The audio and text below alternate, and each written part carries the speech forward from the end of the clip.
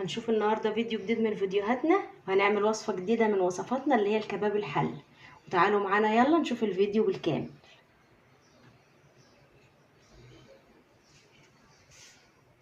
السلام عليكم ورحمه الله وبركاته. عاملين ايه؟ يا رب تكونوا بخير. النهارده جايين بوصفه جديده من وصفاتنا، هنعمل مع بعض كباب الحله بطريقه سهله وبسيطه.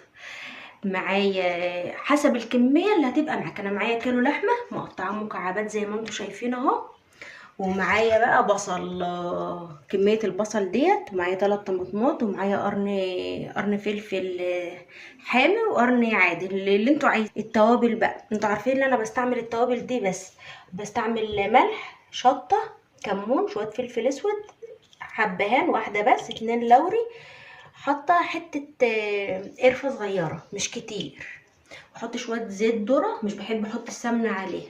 واقطع الحاجات دي كلها مع بعض كده التقطيعه اللي انت عايزاها. بحب اقطعها كده لانها هي هتستوى كتير مع اللحمه، بتلاقوها دابت خالص. البصل ده احلى طريقه كباب حله ممكن تعملوه، مش طريقه صعبه ولا اي حاجه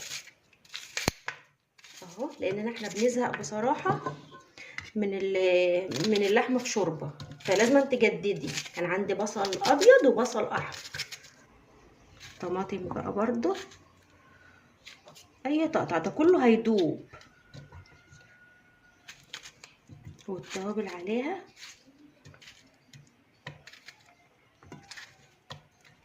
اهو.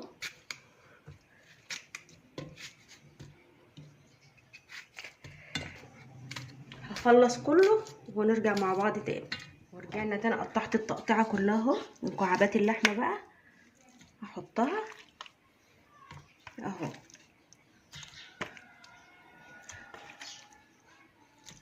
اسهل طريقه، عندك ضيوف، عندك حد جالك فجأة، تعمليها في ثواني، مش بتاخد وقت. والبهارات كلها عليها، وهرفعها على النار.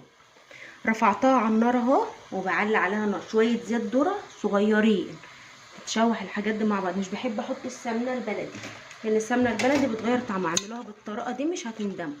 اقلبها كلها ببعضها واسيبها تاخد وتدي من بعضها، وتتنشف بقى، وهتنزل كل اللي فيها اهو، وريحتها بتبقى تحفه قوي. واغطي عليها واسيبها لغايه ما تشوح في بعضها خالص، وارجع لكم تاني. رجعت لكم تاني. كباب الحله على النار اهو، بيغلي مع بعض اهو، ريحته ايه تحفه بصراحه. نيجي بقى نعمل جنبها شويه حاجات تانية. هنعمل جنبها شويه رز بشعريه وشويه بسله. تعالوا يلا. البسله اهو كنت مفرزاه، اديتها غلوه بس على البوتاجاز، غلوتين. وعندي مفرزه الطماطم، مش مفرزه طماطم عادي، اضربي طماطم عادي في الخلاط، وبصلتين كبار ضربتهم في الخلاط اهو، وشويه زيت ذره. والتوابل بقى كمون، شطه، فلفل اسود، ملح، معلقه سكر. ده كله هنحطه ايه جربوها كده، بتبقى جميله قوي تحفه اهو. نحط الصلصه لان كله انا عايزاه ني مع بعض، مش بقللها حاجه. وشويه زيت ذره اهو، واحطها ارفعها على النار برضه. ارفعها على النار تاخد وتدي مع الحاجات دي كلها.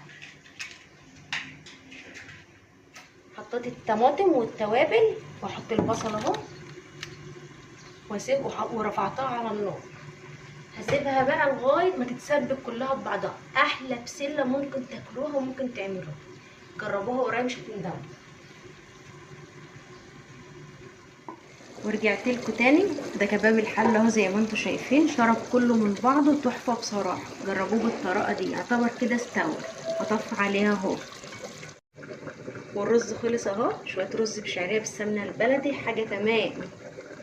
والبسله اهو كله خلص مع بعض. هطفي عليه غلوه واحده واطفي عليه. لو الاكل خلص مع بعضنا بقى نغرف اهو. كباب حله بيدوب دوب بصراحه، جميل.